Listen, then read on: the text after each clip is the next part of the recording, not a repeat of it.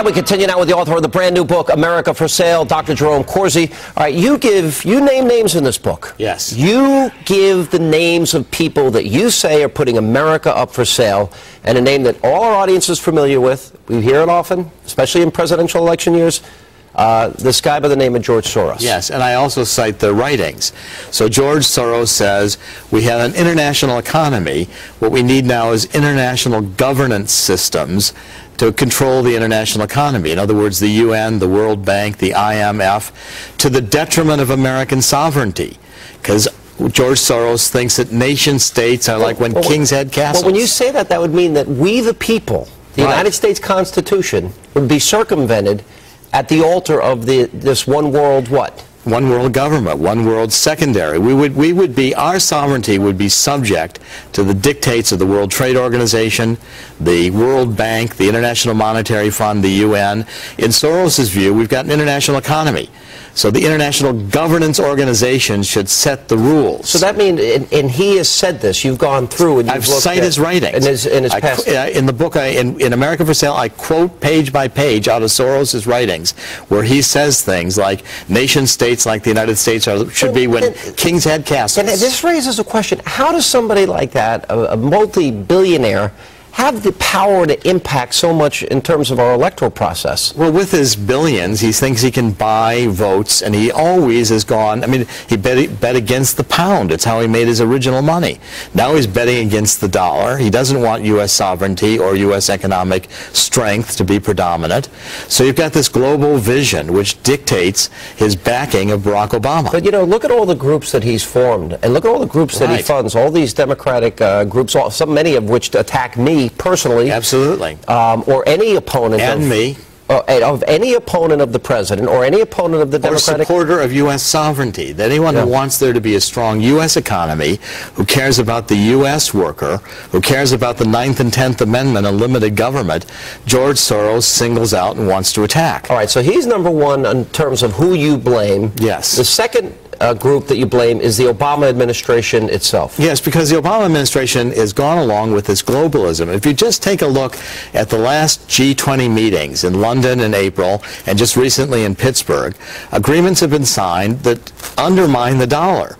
We're putting money into the International Monetary Fund to create these special drawing rights, and the plan, according to China, is that this will replace, the special drawing rights will replace the U.S. dollar as a standard for foreign exchange. Do you really believe that Americans would tolerate America giving up its sovereignty? Well, this whole administration, Rahm Emanuel, even Hillary Clinton, says don't let a crisis go to waste. So a crisis in which we have, as I show in the book, a 65 trillion with a T, unfunded liability.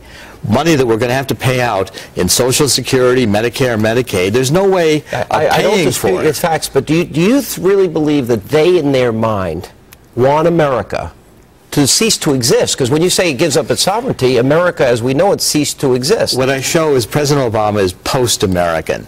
He believes in this internationalism. Just listen to his speeches when he went to Cairo and reached out to the Muslim world. Listen to his speeches at the United Nations.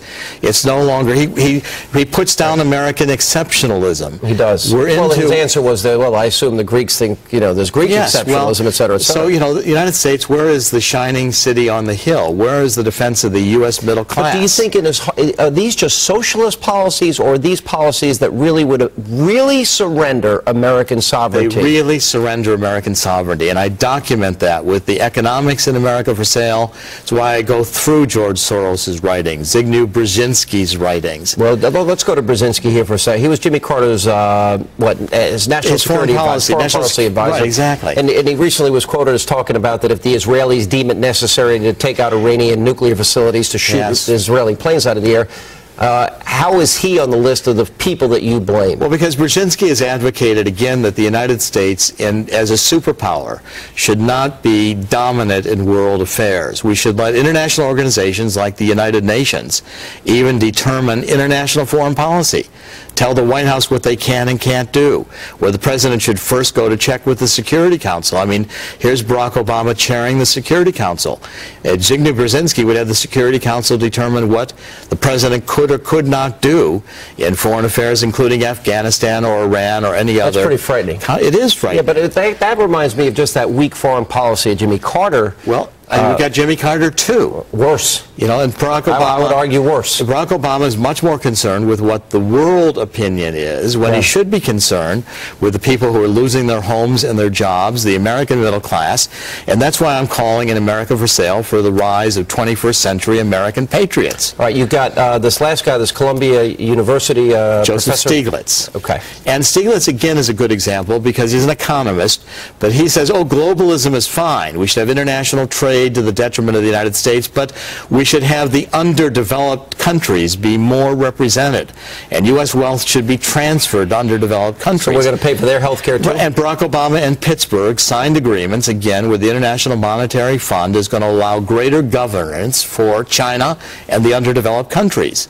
This, again, most Americans aren't aware of, but these technical agreements that come out of the international meetings often compromise U.S. sovereignty. It's kind of chilling what you're saying. You don't really paint a very optimistic picture. I am optimistic, and the book ends very strong. You're optimistic strong. Because you think people will rise up against this. I think people will oppose it. I think what's going to happen, and has happened, the tea parties, the town halls, middle Americans are saying no to a global New Deal. And that's what America for Sale is all about.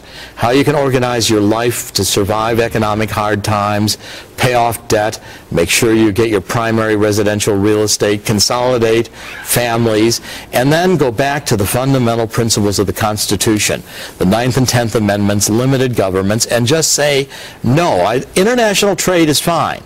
We need to be in an international environment, but not to the detriment of U.S. sovereignty or giving up this country. Dr. Corsi, I have no doubt you'll be attacked first thing in the morning. I'm certain I will. But I will tell you, it's a provocative, well-researched book, and I got to tell you, I think it's a warning for a lot of people. In many ways, we're heading in the wrong direction, and there's a lot at stake. It's a call to action, and it's a great honor to be again with you, Sean. Thank you very much. And coming up, a busy night tonight, an update on the school that had its students singing the president's praises. Well, let's just say it got a pretty hostile reaction. Straight ahead.